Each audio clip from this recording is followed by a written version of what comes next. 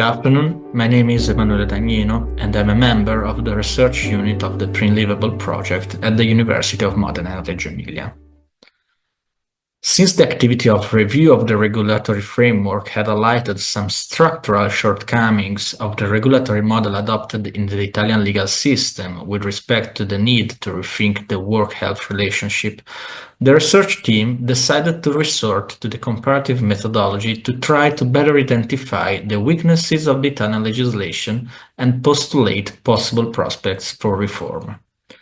To this end, with respect to a social and economic phenomenon, that of the increasing spread of chronic illnesses during the course of working lives, which affects many advanced economies in a significant way,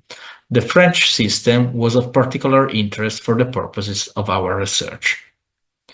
Although starting from a conception of the link between health and work similar to the Italian one,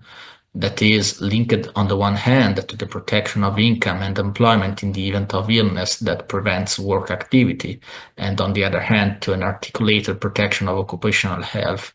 the French legal system has for some time undertaken a reforming action aimed at accompanying the worker in his or her professional career with respect to all events affecting his or her health. Since the first legal interventions in the 70s and 80s on the subject of redemployment, the French legal system has progressively accentuated its attention to the social and economic need for maintien dans l'emploi, job preservation, and maintien un emploi in another job available in the labor market, not only with reference to persons with disability, but also for the elderly and, as far as we are interested here, for persons suffering from illnesses. A focus that, as in other countries, responds as much to the needs of inclusion of workers as to those of sustainability of welfare system.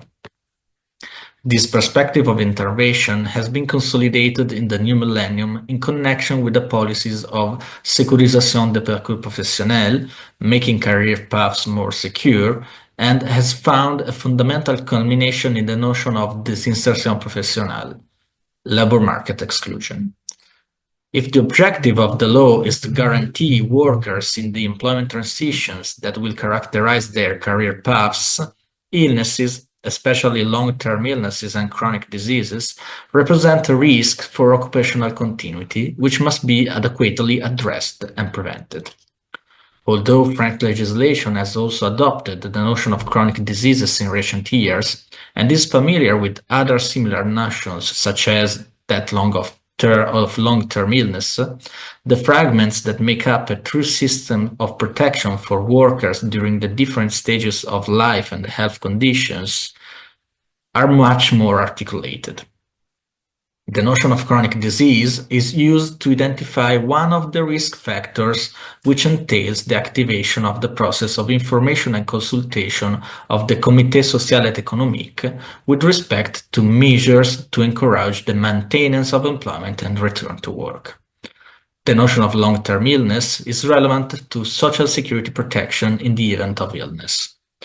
It is, however, under the broader umbrella of the notion of health in connection with the general notion of illness that one finds the main elements of protection that can benefit the worker with the chronic disease in the context of the fight against labor market exclusion.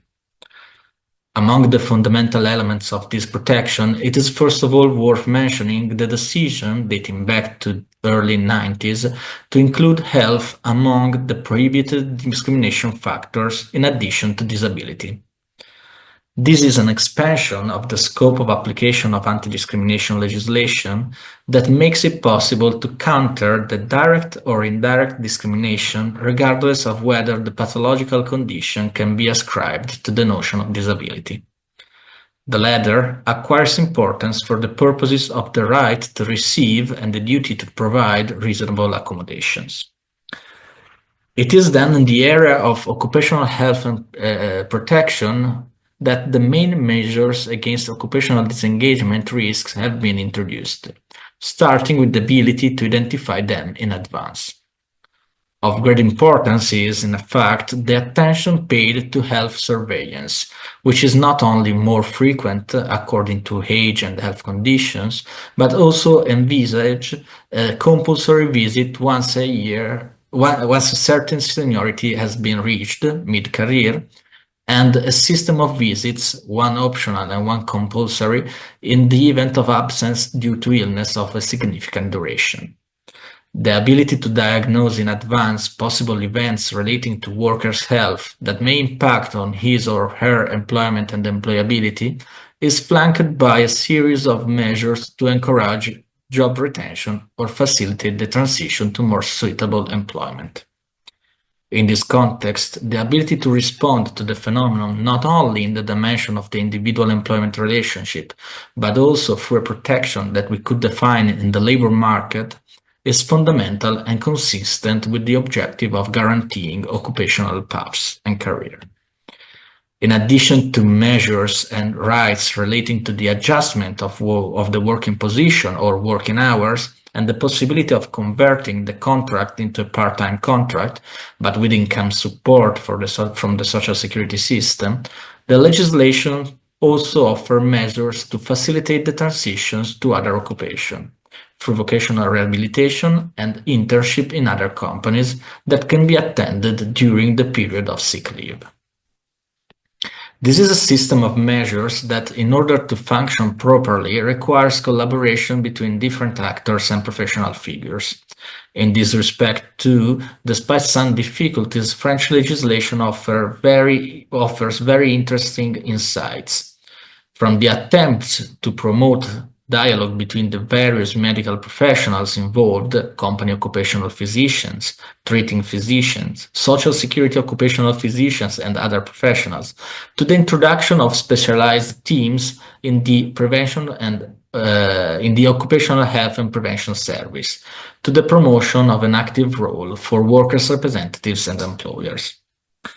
The French case makes it possible to conclude that the promotion of sustainable work throughout one's career is possible thanks to a systematic response to the phenomenon that is adequately supported by measures and rights linked to each other, but also by the various actors involved. These are all profiles on which the Italian legal system still suffers considerable shortcomings, and on which regulatory intervention would be opportune in contrast to the latest one. And we can think, for example, of the further restriction of the scope of application of health surveillance that took place recently.